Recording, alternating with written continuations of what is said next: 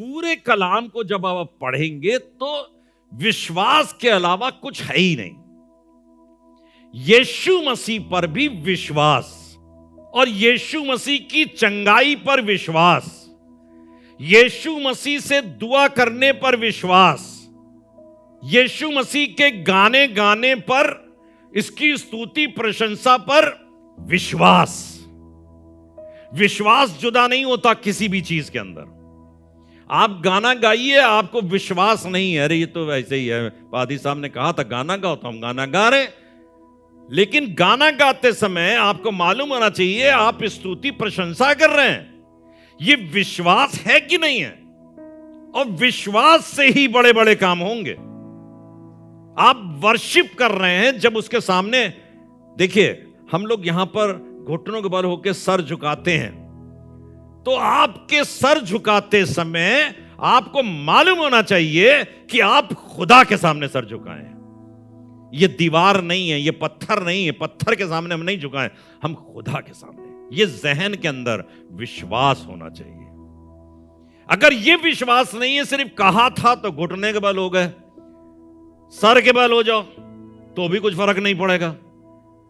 तो कोई भी काम करते समय, प्रेज करते समय, वर्शिप करते समय, दुआ करते समय, बाइबल पढ़ते समय, मार्ग में आते जाते समय, जब आपने अपने आप को खुदा के हाथों में सुपुर्द किया, खुदा आप जा रहे हैं, सलामती से पहुंच जाएं, तो विश्वास होना चाहिए कि हम सलामती से पहुंचेंगे।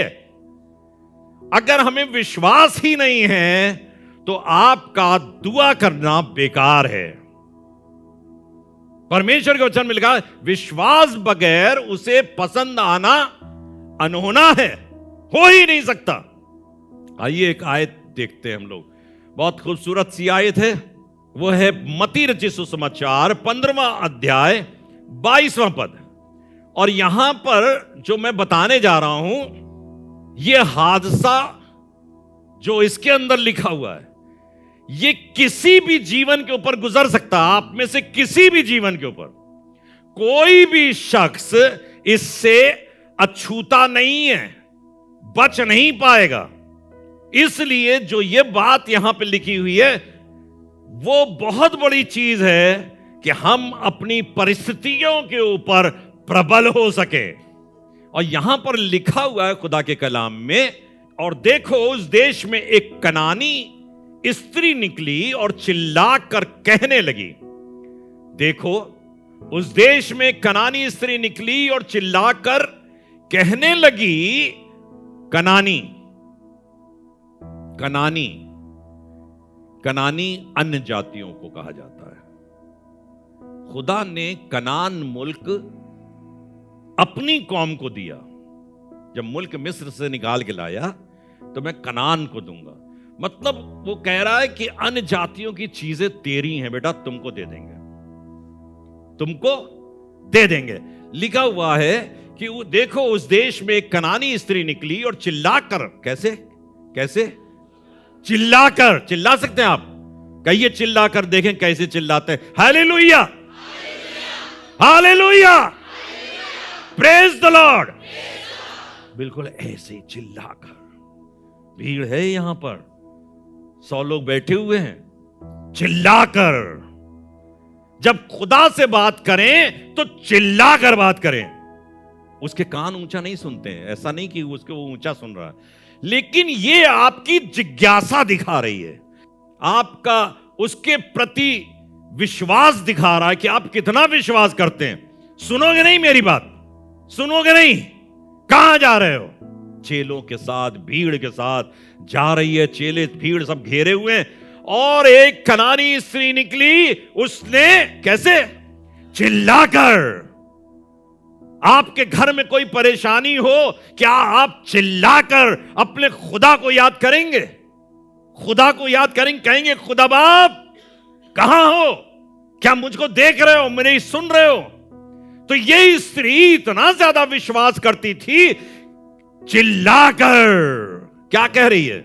मुझ पर दया कर, मेरी बेटी को दुष्ट आत्मा बहुत, मेरी बेटी को दुष्ट आत्मा बहुत सता रहा। अब बीमारियां जो हैं वो खुदा नहीं भेजता, बीमारियां शैतान भेजता, ये आपको हमेशा मालूम होना चाहिए। परमेश्वर अलाउ कर देगा कि आपके ऊपर परेशानी आए।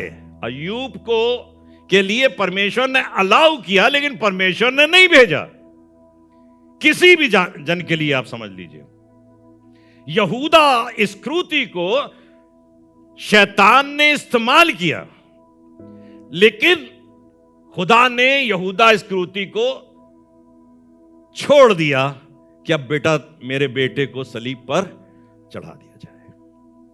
तो जब कभी भी किसी भी परेशानी में, किसी भी, कहिए किसी भी जो भी परेशानी है, आपके दिमाग को जो भी परेशानी उलझा रही है, उस परेशानी के लिए मैं कहना चाह रहा हूं कि वो शैतान की तरफ से है। हे प्रभु, दाऊद की संतान मुझ पर दया कर, मेरी बेटी को दुष्ट आत्मा बहुत सता रहा है। आपकी परेशानियां, आपकी उलझनें, आपकी तकलीफें, आपकी समस्याएं, आप खुदा के पास जाएं और कैसे कहें? चिल्ला कर कहें। कैसे कहें?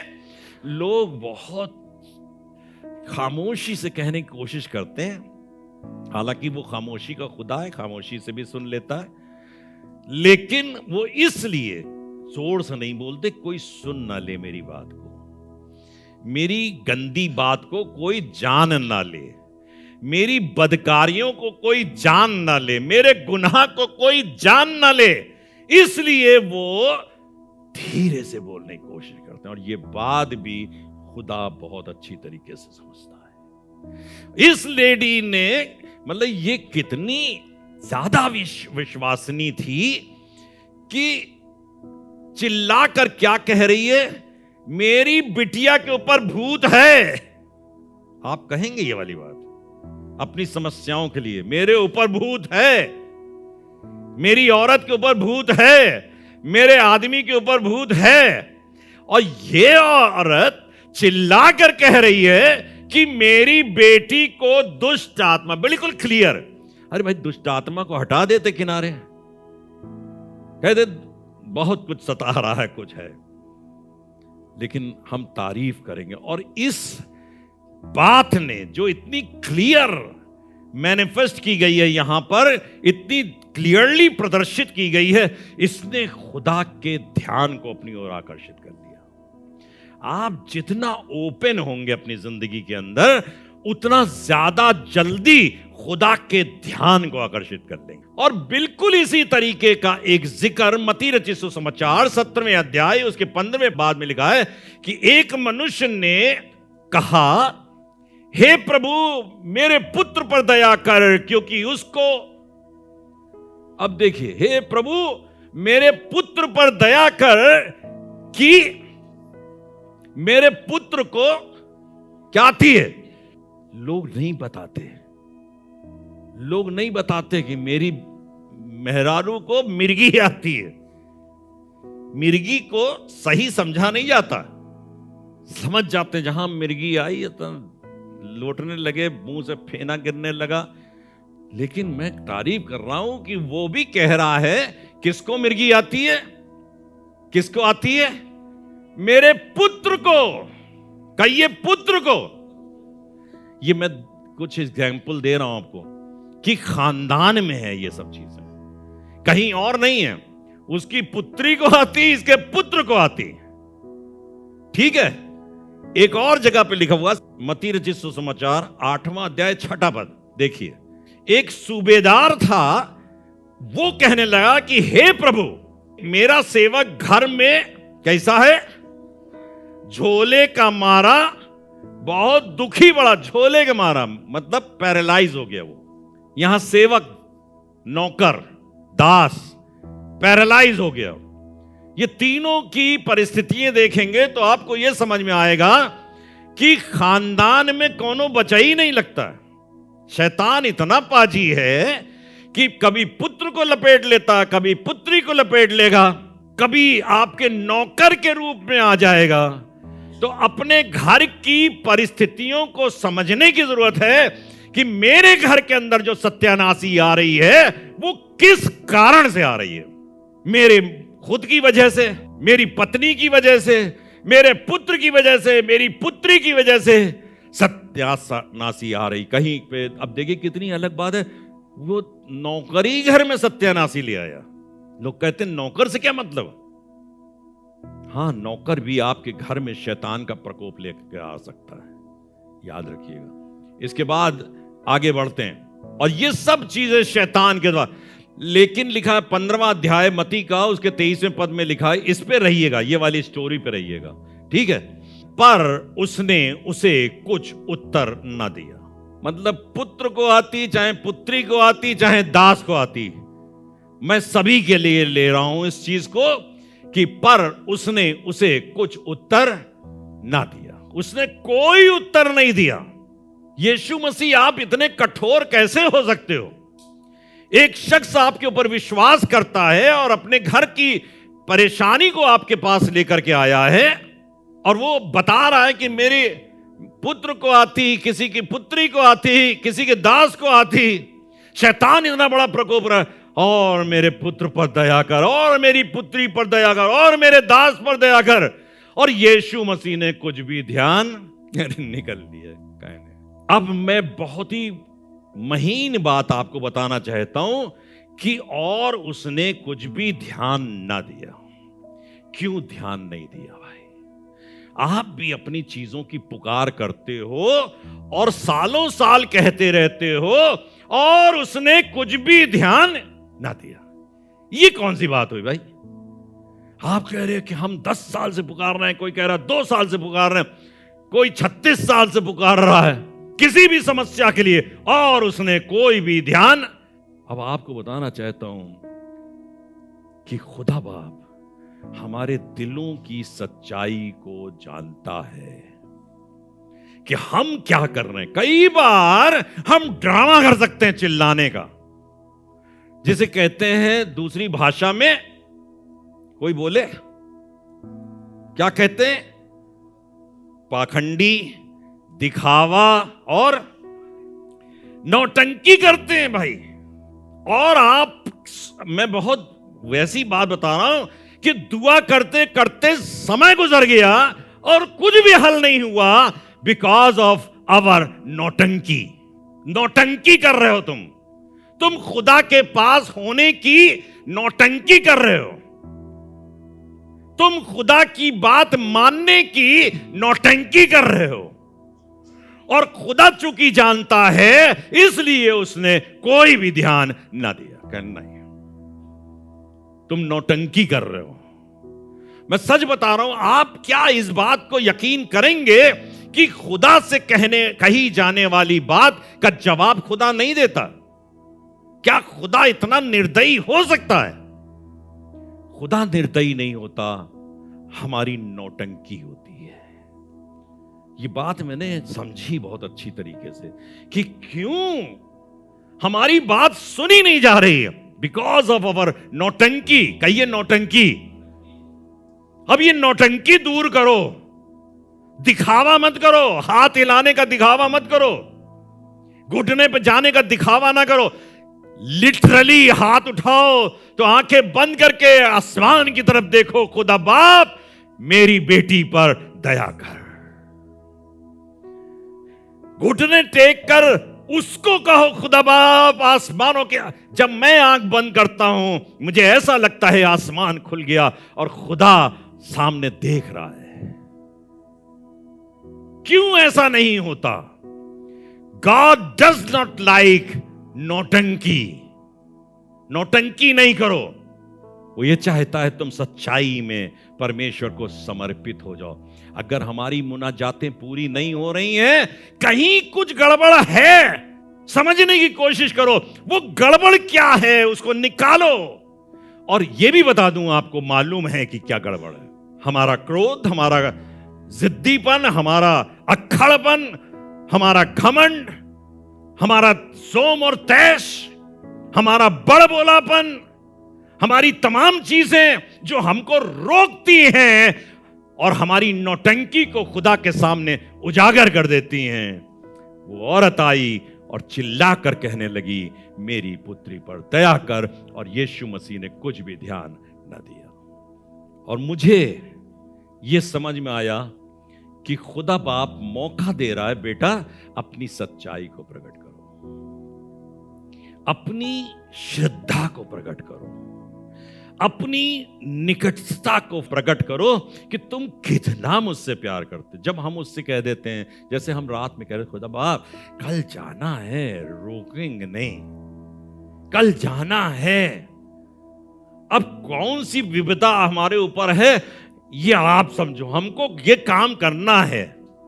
तो जब आप इस तरीके से उससे कहेंगे कि ये काम करना है, तो खुदा सुनेगा। तो खुदा के सामने दिल खोल के आ जाओ, कहिए दिल खोल के, अपनी जुबान खोल के आ जाओ, खुदा से कहो, खुदा बाप आई लव यू, मैं तुझसे प्यार करता हूं।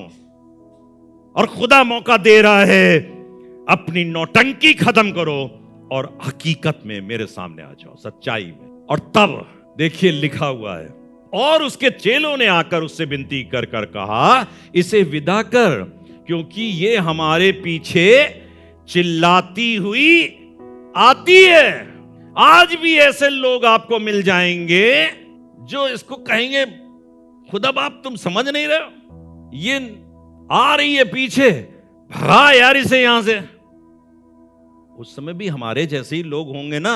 आप सोचिए जरा, किसी समय आप अपने साथ, अपनी पत्नी बच्चों के साथ या पति बच्चों के साथ जा रहे थे, तो कई बार कोई नहीं कह देता, अरे इसे हटाओ यहां से, इसे हटाओ, इसे जाने दो यहां से, पीछे पड़े। अरे वो पता नहीं क्या मांगने के लिए, क्या उसके दिल के अंदर ख्याल था, वो आपके पास आया था। और आपके चेले भी यीशु मसीह के थे, किसी ऑर्डिनरी आदमी के नहीं थे। हमारे भी पास भी बहुत से चेले हैं, ऐसे चेले कि जो हम ही से कहें बिगड़ जाओ, तुम भी बिगड़ जाओ, तुम भी भूल जाओ कहां से आए थे, आसमान से आए थे, बाप के पास आए थे। लेकिन यीशु मसीह बिगड़ा नहीं, वो कहने लगा, बेटा हमको दिन ही दिन में काम पूरे करने, मैं जो बाप को करते हुए देखता हूं वो यहां पे करता हूं, मुझे बरगलाओ नहीं, मुझे मेरे मार्ग से भटकाओ नहीं। तो ये चेले भटका रहे हैं, भटकने में मत आइए। आपको बहुत से लोग, आपके घर के लोग भटका देंगे। आपने कोई डिसीजन लिया, एक शख्स को मैं याद करता हूं कि उसने बहुत अच्छा डिसीजन लिया। एक दिन मैं बैप्टिज्म के ऊपर प्रीच कर रहा था और उसने कहा मैं इस काम को करूंगा। बस घर में गया, घर के बाद से पलट गया वो, क्योंकि पत्नी ने कहा क्या चक्कर में पड़े तुम, पादरी साहब ने बता दिया तुम बपतिस्मा लोगे, और उसने शख्स ने आज तक बपतिस्मा नहीं लिया। तो भटकाने वाले लोग आपके घर में मिल जाएंगे, आपके बच्चों के रूप में होंगे, आपके दादा दादी, आपके पापा मम्मी के रूप में आपके घर में भटकाने वाले मौजूद होंगे। कलाम आपने पढ़ा है, कलाम देखा है, कलाम सुना है, कलाम समझा है, कलाम नहीं समझा पा रहा है। आज पत्नी समझा रही है आपको, आज आपको बेटी समझा रही है, भटक जाएंगे आप। मत भटकिए, एक मार्ग है जो परमेश्वर प्रभु यीशु मसीह ने आपको दिखाया है, और उस पर चलते जाइए। और लिखा है खुदा के कलाम के अंदर, चेले उससे कहने लगे इसको विदा कर। ये हमारे पीछे, विदा कर का क्या मतलब है? कहना चाहिए इसकी सुन लो क्या कह रही, दुष्ट आत्मा है, निकाल दो दुष्ट आत्मा, ये नहीं कहा इसे विदा कर।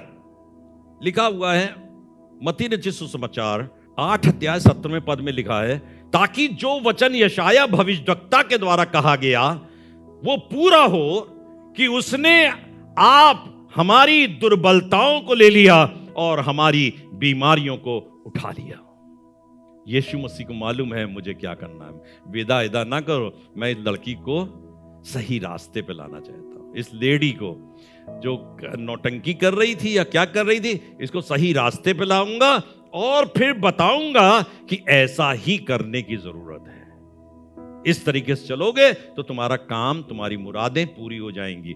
15वां अध्याय 24वां पद, उसने उत्तर दिया इज़राइल, जब उसने चेलों ने कहा विदा कर, तो चेलों से कहा उसने, खुदा बाप ने, पढ़िए, उसने उत्तर दिया कि इज़राइल के घराने की खोई हुई भेड़ों को छोड़ मैं किसी के पास भेजा। इज़राइल के घराने की खोई हुई भेड़ों को छोड़ मैं किसी के पास भेजा। अब देखिए, एक लेडी आकर अपनी बेटी के लिए दरख्वास्त कर रही है, लेकिन खुदा बाप अपने प्रोग्राम को बता रहे हैं। वो कह रहे हैं ये ठीक है, लेकिन मैं इज़राइल के घराने की खोई हुई भेड़ों के अलावा और ये कौन है? कनानी। ये कनानी है, अन्य जाति की है, इसलिए उसने अपने आप को वहां से अलग किया। वो आगे चलता गया, आगे चलता गया। खुदा बाप के लिए लिखा हुआ है कि खुदा की संतान कौन है? असली संतान है यहूदी। यहूदी कौम उसकी अपनी लोग, अपने लोग हैं, अपनी संतान। बहुत सी आयतें मैं दे सकता हूं इसके ताल्लुक से, जल्दी से अगर पढ़ लेंगे तो क्लियर हो जाएगा। ये जब अपने चेलों को भेज रहा है दो दो करके गांव के सामने कि जाकर मेरे नाम से हाथ रखो, अंधों को आंखें दो, लंगड़ों को चलता फिरता करो, लेकिन उसी समय एक इंस्ट्रक्शन दे रहा साथ में। इंस्ट्रक्शन ये है, 10वां अध्याय 6ठे पद में लिखा है, इज़राइल के घराने की खोई हुई भेड़ों के पास जाना। इज़राइल के घराने ही की खोई हुई भेड़ों के पास जाना, और किसी के पास मत जाना। मतलब इतना प्यार करता था कि मैं किस लिए आया हूं? मैं अपने लोगों के लिए आया हूं। एक और आयत है रोमियो की पत्री, उसके पहले अध्याय के 16वें पद में लिखा है, क्योंकि मैं सुसमाचार से नहीं लजाता। रोमियो की पत्री 1 अध्याय पौलुस रसूल कहता है, क्योंकि मैं सुसमाचार से नहीं लजाता, इसलिए कि वो हरेक विश्वास करने वाले के लिए, हरेक विश्वास करने, कहिए हरेक, यहां से काम चालू होता है अन्य जातियों के ऊपर। लेकिन लिखा है पहले तो यहूदी, priority is to Jews, priority Jews है, तो लिखा पहले तो यहूदी और फिर यूनानी के लिए उद्धार के निमित्त परमेश्वर की सामर्थ है। हमको भी प्रिविलेज मिला, पहले यहूदी। इन बातों से बुरा ना लगे हमको, इन बातों से बुरा ना लगे। क्यों? वो यहूदियों को प्यार कर रहा है और हमको नहीं प्यार करता। नहीं, आपको प्यार करता है आप, लेकिन पहले यहूदी। आप बताइए, आप भी अपने घर के अंदर जब कुछ भी अच्छी चीज देते हैं तो पहले अपने बिटवा को देते हैं ना, अपनी बेटी को देते हैं ना, कि पहले जाके पड़ोसियों को बांटते हैं जाके? हाँ, उनको हम प्यार करते हैं, लेकिन अपने घर में। तो खुदा पहले यहूदी और फिर यूनानी। और ये औरत जो थी ये कनानी थी, जो चिल्ला कर बोल रही थी खुदा बाप कुछ बांटना चाहते हैं, लेकिन ये कनानी उस स्त्री बीच में आ गई। तो उसने कहा मैं इनके लिए भेजा ही नहीं गया हूं, लेकिन आपकी श्रद्धा, आपकी तपस्या, आपका पुकारना खुदा बाप को मजबूर कर देगा कि तुम भूल जाओगे कि पहले यहूदी, तुमको मजबूर कर देंगे पहले यूनानी। बात बता रहा हूं आपको, खुदा बाप के प्रति आपका समर्पण, आपका लगाव, कितना लगाव है आपका, ये खुदावंद यीशु मसीह को मजबूर कर देगा कि वो आपकी सुने, कि आप अपनी बेटे का हिस्सा लेकर अब पराई की बेटी को दे दें। ये आपके समर्पण पर आधारित है, आपकी तपस्या पर आधारित है। और अब आप देखिए, आगे चलते हैं, जल्दी जल्दी बढ़ा रहा हूं, स्टोरी तो छोटी सी है। मत्ती रचित सुसमाचार उसके 21वें अध्याय के 43वें पद में लिखा हुआ है, ये प्रभु की ओर से हुआ और हमारे देखने में अद्भुत है, इसलिए मैं तुमसे कहता हूं परमेश्वर का राज तुमसे ले लिया जाएगा और ऐसी जाति को जो उसका फल लाए दिया जाएगा। ये अपनी कौम से वो कह रहा है कि तुमसे राज ले लिया जाएगा, और ऐसी कौम को जो अन्य जाति है फल लाए उसे दे दिया जाएगा। यहां पे प्रिविलेज दिया जा रहा है। क्यों दिया जा रहा है? देखिए, मैंने कहा ना, आपकी तपस्या, आपकी मेहनत, आपका लगाव खुदा को अपनी कौम से हटाकर आपके पास ले आएगा। जो काम यहां पे लिखा हुआ है, क्या लिखा हुआ है? फिर से पढ़े। प्रभु की ओर से हुआ और हमारे देखने में अद्भुत है, इसलिए मैं तुमसे कहता हूं कि परमेश्वर का राज अब यहां पे लेके तुमसे ले लीजिए, यहूदियों से ले लिया जाएगा और अन्य जातियों को दे दिया जाएगा जो उसका फल लाए। अगर आप फल लाने वाले बन जाओगे ना, तो पहले वो आपकी सुनने लगे। What a privilege! ये हमारी कितनी बड़ी प्रिविलेज है कि आपने खुदा को मजबूर कर दिया कि वो आपकी सुने। यही मैं कह रहा हूं, घुटने टेको, आवाज बुलंद करो, गाने गाओ, वर्शिप करो, ऐसी करो जो खुदा को भा जाए, तो खुदा अपने बच्चों से पहले आपको आशीष दे देगा। उनको कठोर कर रखा है खुदा ने। आगे चलते हैं, 10वां अध्याय 16वां पद। यहां लिखा हुआ है, यूहन्ना रचित सुसमाचार 10वां अध्याय 16वां पद। और मेरी और भी भेड़ें हैं जो इस भेड़शाला की नहीं, मुझे उनका भी लाना। देखिए क्या लिखा है, पढ़िए। मेरी और भी भेड़ें हैं जो इस भेड़शाला की नहीं, मुझे उनका भी लाना अवश्य है। वे मेरा शब्द सुनेंगी, तब एक ही झुंड होगा और एक ही चरवाहा होगा। मेरी भेड़शाला की नहीं, इसका मतलब यह है जो अन्य जाति हैं, खुदा उनको भी उसमें शामिल करने के लिए ला रहा है। अब आगे चलते हैं उसी 15वां अध्याय के 25वें पद में। यहां पे लिखा है, वो आई। अब देखिए आपकी श्रद्धा जो खुदा को मजबूर करती है। पर वो आई और उसे प्रणाम करके कहने लगी, हे प्रभु मेरी। वो तो नजरअंदाज करके चला गया, लेकिन वो आई और उसे प्रणाम करके कहने लगी, हे प्रभु मुझ पर। और इसको जब मैं इसको पढ़ रहा था, समझने की कोशिश कर रहा था, प्रणाम कैसे कर रही थी? ऐसे नहीं, या यूं सलूट नहीं मार रही थी, वो साष्टांग दंडवत हो गई, गिर गई उसके कदमों के ऊपर, मुंह के बल गिर गई, पैरों को पकड़ लिया होगा।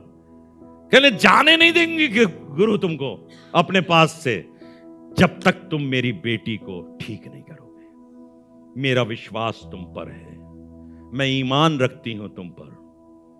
आप भी जब किसी चीज को मांगते हैं अपने खुदा से, तो कैसे मांगते हैं? पकड़ लीजिए उसका पैर, पकड़ लीजिए उसके दांत। कितनी आयतें लिखी हैं, वो औरत पीछे से आई और उसके पैर को चूमने लगी, इत्र डाल दिया, बेशकीमती इत्र डाल दिया, पकड़ लिया, नहीं जाने देंगे।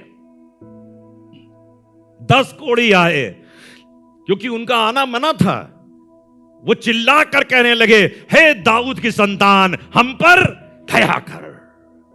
आपका पुकारना परमेश्वर को मजबूर करेगा कि आपका परमेश्वर आपकी सुने, आपकी सुने। और उसने कहा, साष्टांग दंडवत करके कहने लगी। अभी प्रभु ने कहा, अभी भी कुछ कमी है।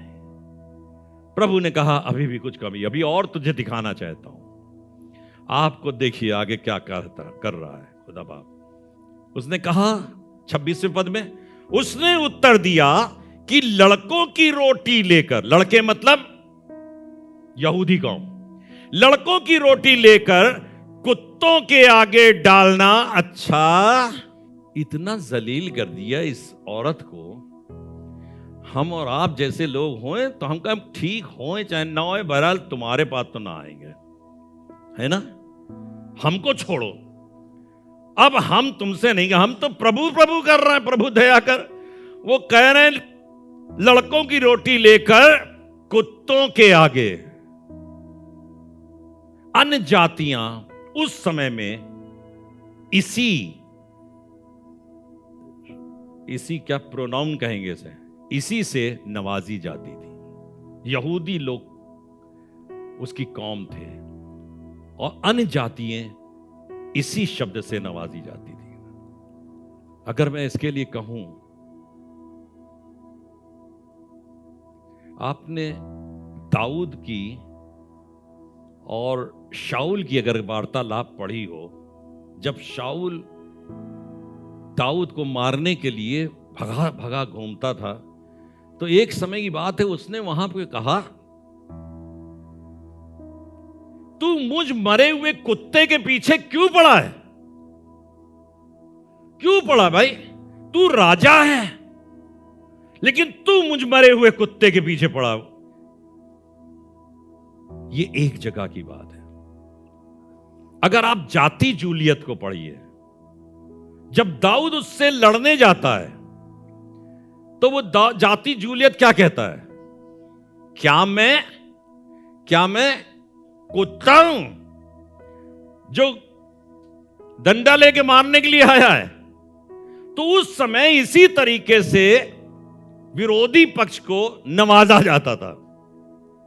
और यहां पे खुदा ने वो बात खुल के कह दी कि लड़कों की रोटी लेकर कुत्तों के आगे डालना रवा नहीं है। खुदा क्या कर रहा है यहां पे? कर क्या रहा है?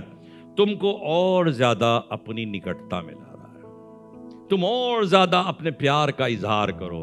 हमने तुमको कुत्ता कह दिया, अभी तुम्हें समझ में नहीं आया?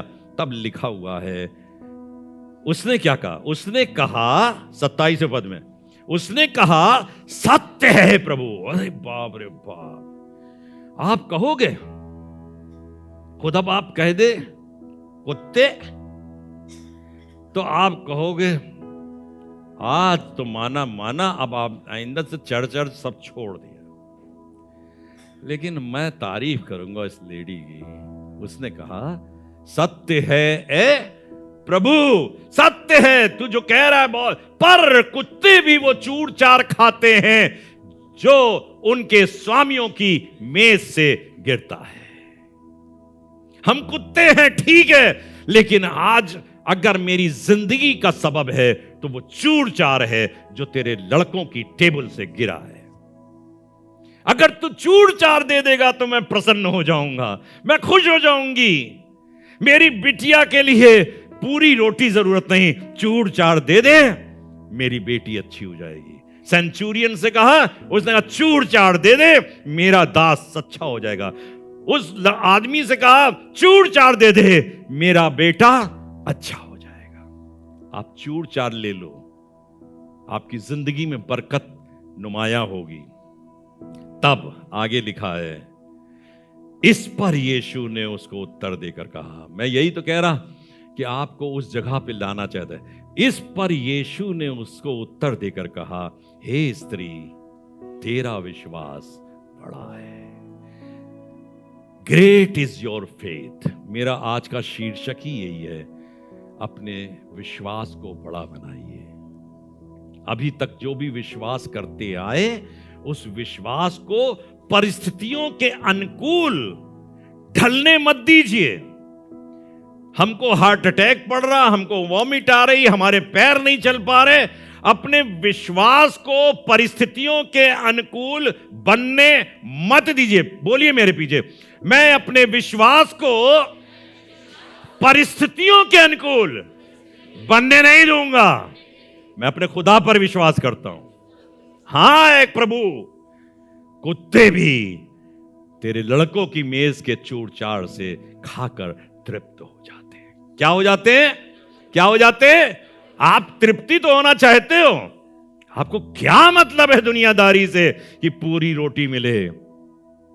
आप चूर चार ले लो, खुदा बाप है जो आशीष देने वाला है। लिखा हुआ है हां है प्रभु। तो यीशु मसीह ने कहा, इस पर यीशु ने उसको उत्तर देकर कहा, हे स्त्री, तेरा विश्वास बड़ा है। अब देखिए क्या लिखा, जैसा तू चाहती है तेरे लिए वैसा ही। क्या बात है! What a wonderful loving word these are. ये कितने प्यारे शब्द हैं। जैसा तुम चाहते हो, जैसा तुम चाहते हो। खुदा बाप अपना हाथ बढ़ा के आपको आपके ईमान की चरम सीमा पे ले आना चाहता है, और ताकि जैसा आप चाहते हो वैसा ही आपके लिए हो जाए। कितनी बेहतरीन बात! मुझे ये बात सुनकर पढ़कर बहुत अच्छा लगा। और दूसरी जगह पे लिखा है 8वां अध्याय 13वें पद में, मत्ती रचित सुसमाचार में, और यीशु ने सूबेदार से कहा, जो मैंने सूबेदार का किस्सा पढ़ाया था, जा जा, जैसा तेरा विश्वास है वैसा ही तेरे लिए हो। और उसका सेवक उसी घड़ी, कहिए उसी घड़ी, उसी घड़ी। अब आप अपनी घड़ी को बनाइए। मैं आपसे कह रहा हूं, ध्यान दे के सुनिए। अपनी घड़ी को बनाना, अपने समय को बनाना आपके हाथ में है। अपने अनुसार किसी चीज को ढाल लेना आपके हाथ में है। खुदा ने यह अधिकार आपको दिया है। अपनी धार्मिकता, अपने विश्वास को इस रूप में प्रकट कीजिए, उसी घड़ी वो ठीक हो जाएगा, उसी घड़ी आपका काम हो जाएगा। सारे बिगड़े कामों को बनाने की सामर्थ्य खुदा के पास है। लेकिन क्या, हमारी मेम साहब वाली बात, नौटंकी मत करो। आज मसीही कौम बहुत कुछ नौटंकी करती है, जिसकी सबब से पिछड़ी हुई है और लोग आक्रमण कर रहे हैं। लेकिन आप अपने ईमान में बने रही। सच बता रहा हूं, दुश्मन आपका बाल भी बांका नहीं कर पाएगा, दुश्मन आपको हिला भी नहीं पाएगा। आप जहां पे रहोगे शान से रहोगे। खुदा ने आपको शान बख्शी है, खुदा ने आपको इज्जत बख्शी है, खुदा ने आपको ऊंचाइयां बख्शी हैं। लिखा है खुदा के कलाम में, तुम आसमानी मुकामों में बैठोगे, मेरे साथ बैठोगे और दुनिया के लोगों का न्याय करोगे। इतना बड़ा शर्फ दे रहा है खुदा आपको, और हम छोटी छोटी चीजों में उलझे जाते हैं। काश के हमारा विश्वास बड़ा हो जाए। आज से अपने मसलों के लिए कहिएगा, मेरा विश्वास खुदा यीशु मसीह पर है। खुदा बाप मेरे कामों को पूरा करने की क्षमता रखता है, मेरी बीमारी को ठीक करने की अच्छा क्षमता रखता है। अब ये मत कहिएगा कि मरेंगे नहीं। ऐसा लोग सोच लेते हैं, फिर बार बार कहते हैं मरे ना बस, बाकी सब। अबे मरोगे, लेकिन मरोगे तो स्वर्ग में जाओगे। जब टाइम आएगा तुम मरोगे और स्वर्ग में जाओगे, लेकिन इस जगह पे रहोगे, जब तक दुनिया में रहोगे शान से रहोगे।